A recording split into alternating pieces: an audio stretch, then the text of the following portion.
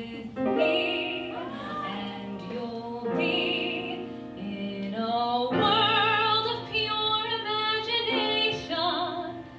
Take a look and you'll see into your imagination.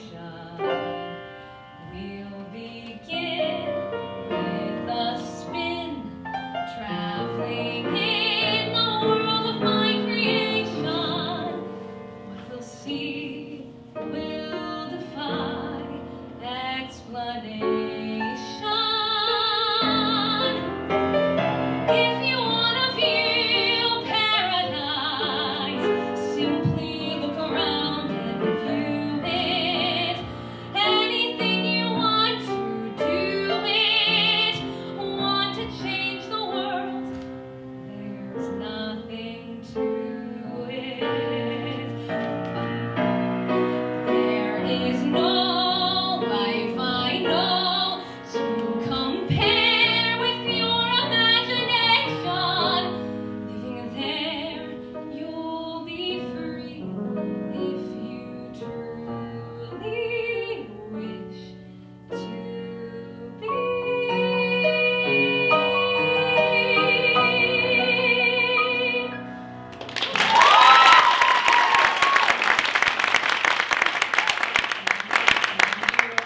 That song is from the classic cinematic masterpiece, Season 2, Episode 21 of Glee. Everyone,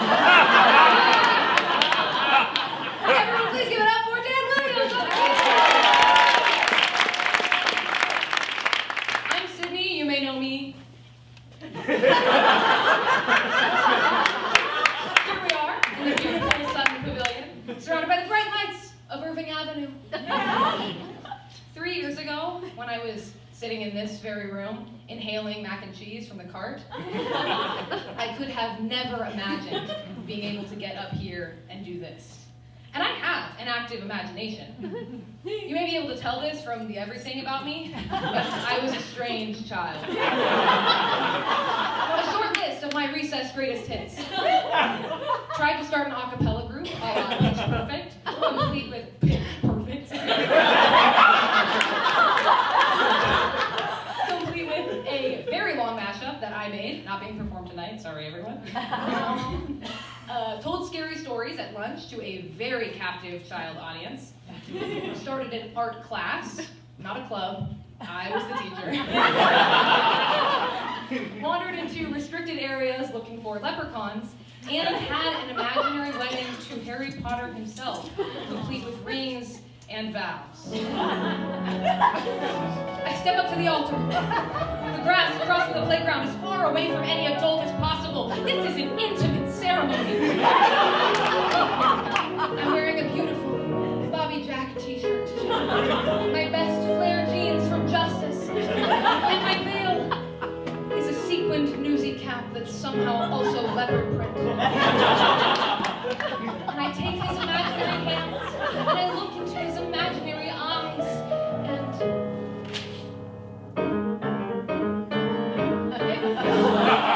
Is everybody there?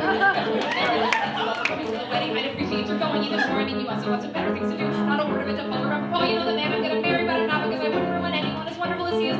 Thank you all for the gifts and the flowers. Thank you all. Now it's back to the showers. Don't tell Paul, but I'm not getting married today.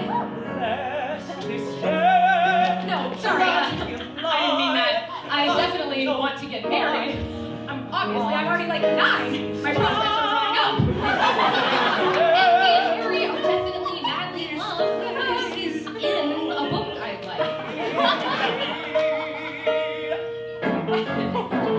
Go, can't you go? Why is nobody listening? Goodbye, go and cry at another person's wake. If you're quick for a cake, you could pick up a christening, but please, on my knees, there's a human life at stake.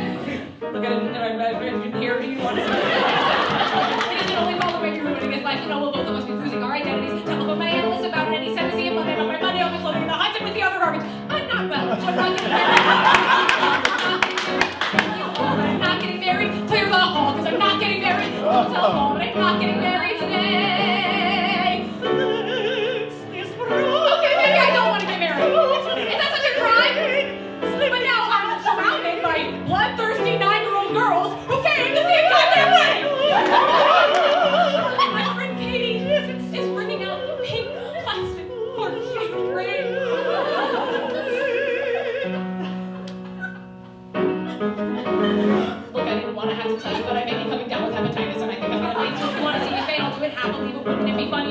wants a funeral. Thank you for the 27 dinner plates and 37 letter knives and 47 paperweights and 57 candle holders.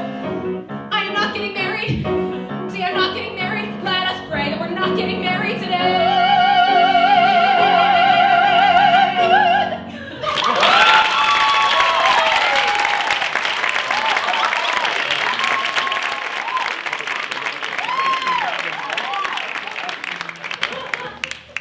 I'm gay.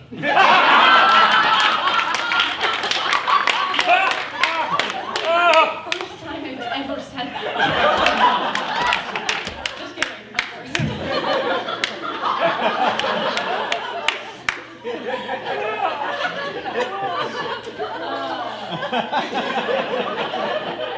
I think growing up queer has a special way of affecting you way before you can understand what it all means. Sorry to get serious about it now. I spent a long time feeling confused about who I was or feeling different without really knowing why. It's a really hard feeling to describe because it's sort of this constantly shifting thing that you can't even possibly begin to understand until you're out of it. But there is one song from the musical theater canon that I think does a good job at explaining this feeling. And that song is Ring of Keys from Fun Home. Fun fact, I once sang Ring of Keys for like this mock audition coaching session thing when I was like 12, and I had no idea what the song was about. And my voice teacher was trying to ask me like vague questions about what I was singing about without like outright saying the gay thing. Hilarious. I think I understand it a little better now, so I'm gonna try again. Someone just came in the door, like no one I ever saw before. I feel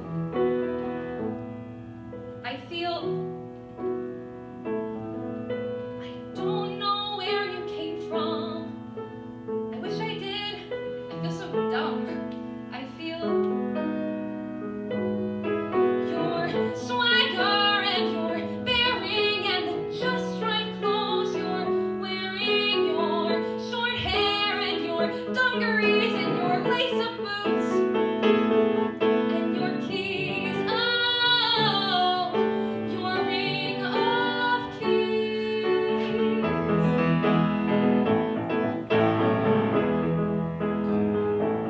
I thought it was supposed to be wrong.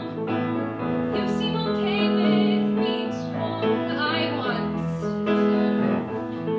You're so. It's probably conceited to say. I think we're like in a certain way. Your swagger and your bearing and the just right clothes you're wearing, your short hair and your dungarees and your lace-up boots and your keys. Oh, your ring of keys. Can you feel my heart saying hi? In this whole enchantment, why am I the only one who sees you're beautiful? No, I mean handsome. Your swagger and your bearing and the just right clothes you're wearing, your short hair and your dungarees and your lace-up boots and your keys. Oh, your ring of keys. I know you. I know you. As a kid, I always wanted to be whisked away into some magical world that was more interesting than this one. I was always pretending to be something other than myself. And I was pretty content to find my happiness in the pages of a good book or playing dress up. But then one day, I had to go to middle school. Middle school is the most diabolical invention in recorded history.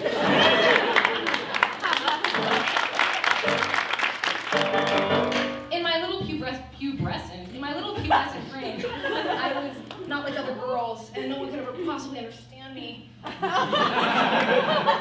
one thing that middle school is good for, though, is being wannabe emo. Now, I'm no expert, but I would venture that you're probably not a true hardcore emo if you're simultaneously going through your Hamilton phase.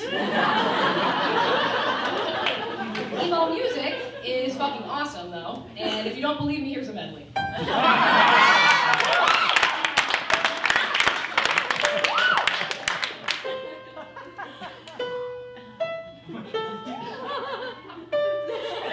When I was a young boy, my father took me into the city to sing a marching band. He said, son, when you grow up, will you be the savior of the broken, the beaten, and the damned? Well, I never meant to brag, but I got it where I want it now. Well, it was never my intention to brag, to steal it all away from you now. But God, does it feel so good? 'Cause I got it where I want it right now. And if you could, then you know you would. 'Cause God, it just feels so. Oh, well, imagine or a door, and I can't help but to hear. Oh, I can't help but to hear an exchanging of words. What a beautiful wedding, what a beautiful wedding, says a bridesmaid to a yes, but what a shame the poor groom's bride is a. We're going down, down in an earlier round, and sugar, we're going down swinging. I'll be your number one with a bullet, a loaded God complex, cock and bullet. All I wanted was you.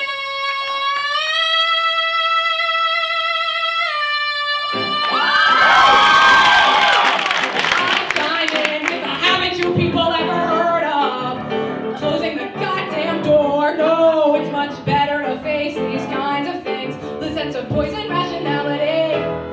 What's the worst that I could say? Things are better if I say so long and good night. So long and good night. And if we carry on this way, things are better if I say so long and good night. So long and good night.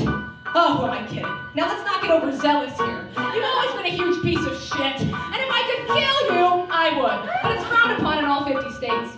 Having said that, burn in hell.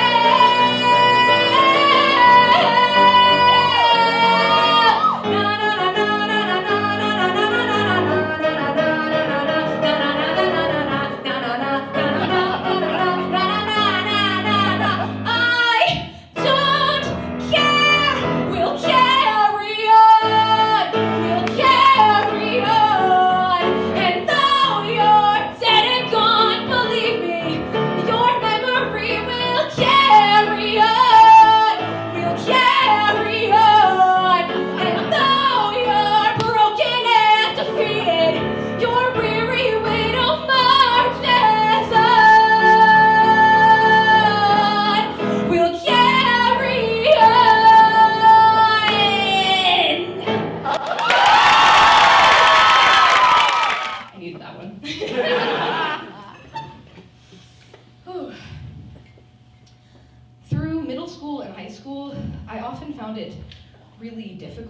to connect with other people.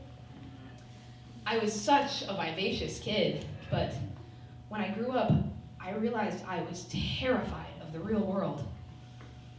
And after some real life stuff shattered any sort of confidence I did have, it was easier to just block it all out and rely on escapism to get me through to the next chapter.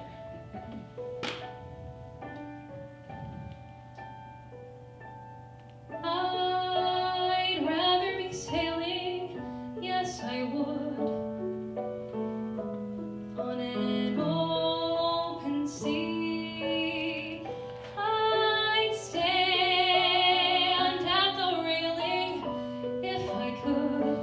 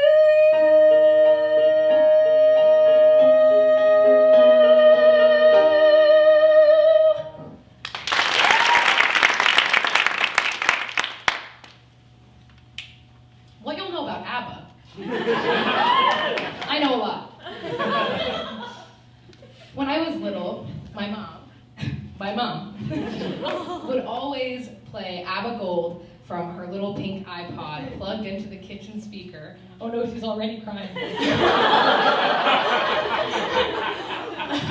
Plugged into the kitchen speaker while she cooks dinner. My mom and I both love ABBA, as all upstanding citizens and decent people should.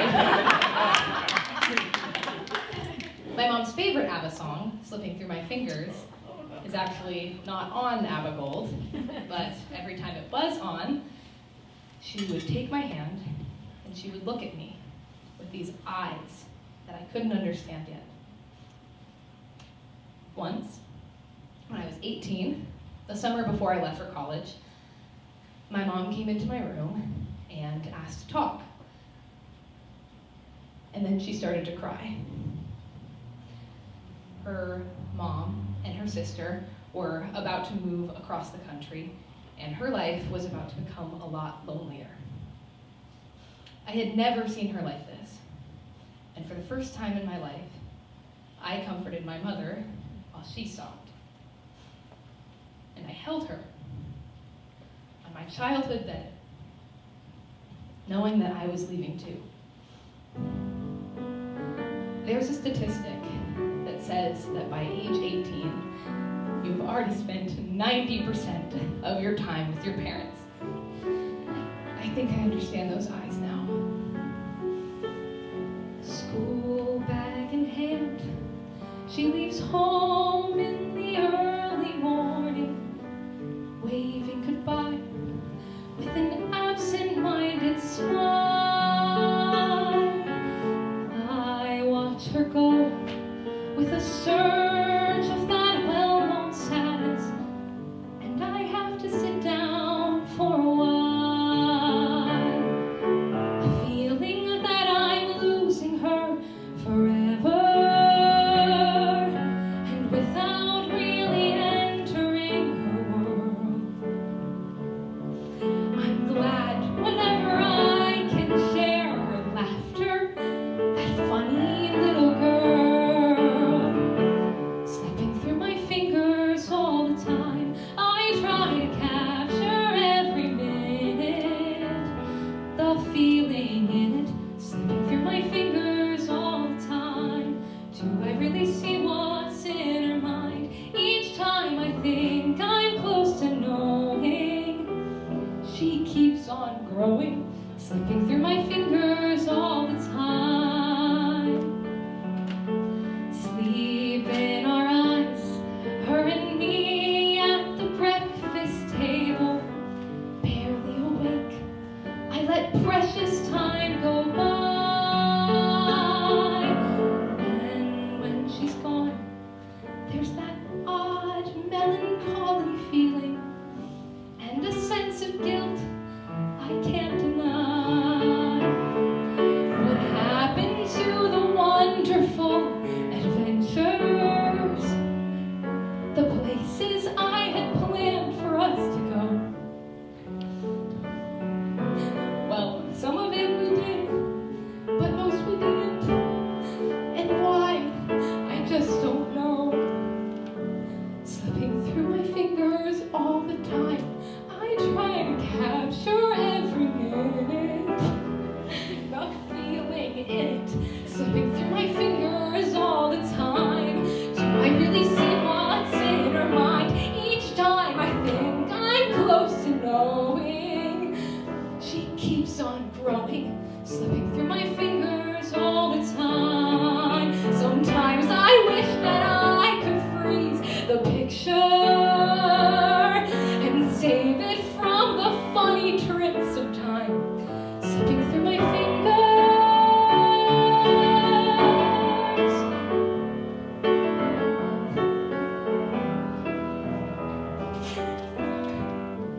Slipping through my fingers all the time. School bag in hand, she leaves home in the early morning, waving goodbye with an absent-minded smile.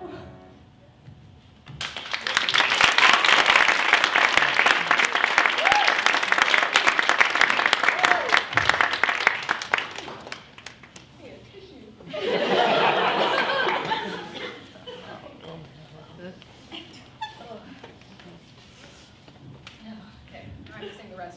As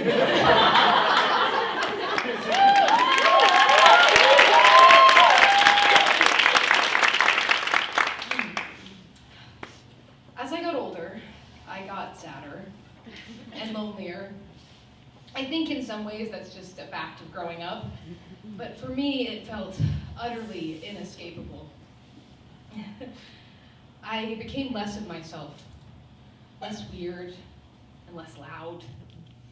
I felt like I was trapped behind glass everywhere I went. But there was a time when I could be a wizard in my own bedroom, a mermaid in the pool, or a fairy in my best friend's backyard. The world around me was bright and beautiful and filled to the brim with magic, back when I knew where to look. Dancing bears, painted wings, things I almost remember, and a song someone sings once upon a December. Someone holds me safe and warm. Horses prance through a silver storm. Figures dancing gracefully across my memory.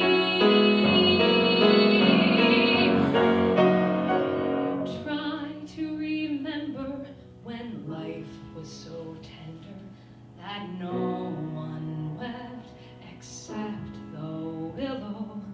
Try to remember when life was so tender that dreams were kept beside your pillow. Try to remember when life was so tender that love was an ember about to billow.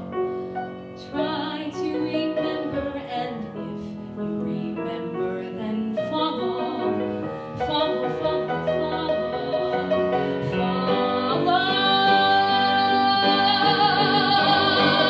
Far away, long ago, glowing dim as an ember, things my heart used to know, things it tries to remember. It's hard to remember when, oh, you know, the snow will follow. Deep in December, it's hard to remember without a hurt. The heart is hollow. Deep in December, it's nice to remember the fire of September that made us mellow. Deep in December, our hearts should remember and follow.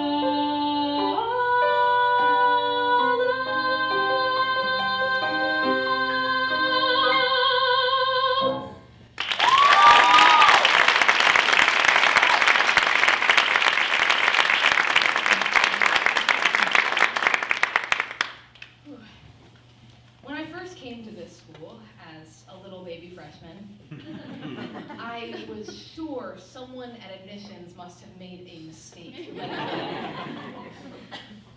I started to realize how little real dance training I had, and suddenly there's hand symbols for solfege now, and people already know them. I didn't even know it was called solfege. But over time, with the help of this wonderful community, I started to understand that I did have a place here. Last semester, I had the opportunity to be a part of a really cool program here called New Works, New Voices. And I got to play a character called Bus, who was, thank you,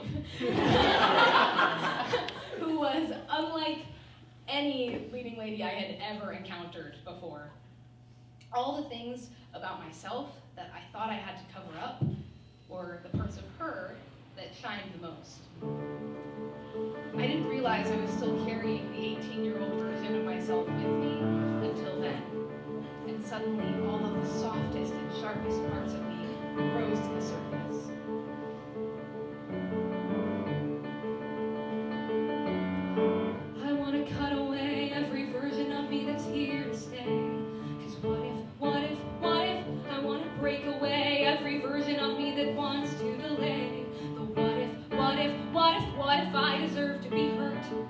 I believe that if it was one thing I know for sure.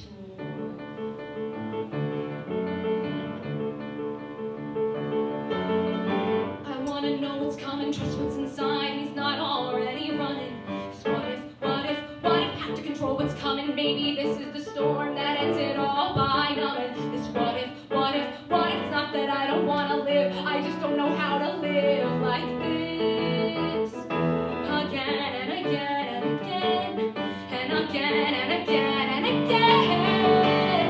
I can't find myself in this on and on. I can't live with myself if myself will never be gone. When do I see I'll never be what I'm not?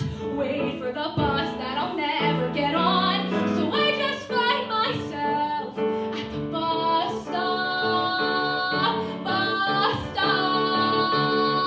just stop. She chases the storm so the storm won't chase her. Could she be free with no one else to face her? If everyone was cut away, leaving only bus, is she someone I could love enough that I could be just her?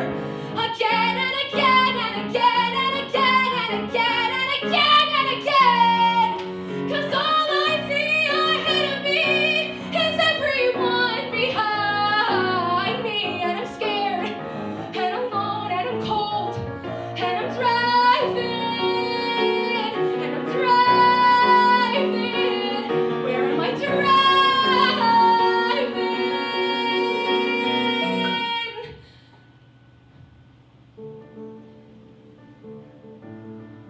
Growing up is hard to talk about. It's something you are always doing, whether you realize it or not. And it can be messy, and it can be beautiful, and it can be both of those things at the same time. Before I go, I want to thank my music director, Larry Castle, wherever he may be, my voice teacher Richard, and my incredible director, the inimitable Kathleen.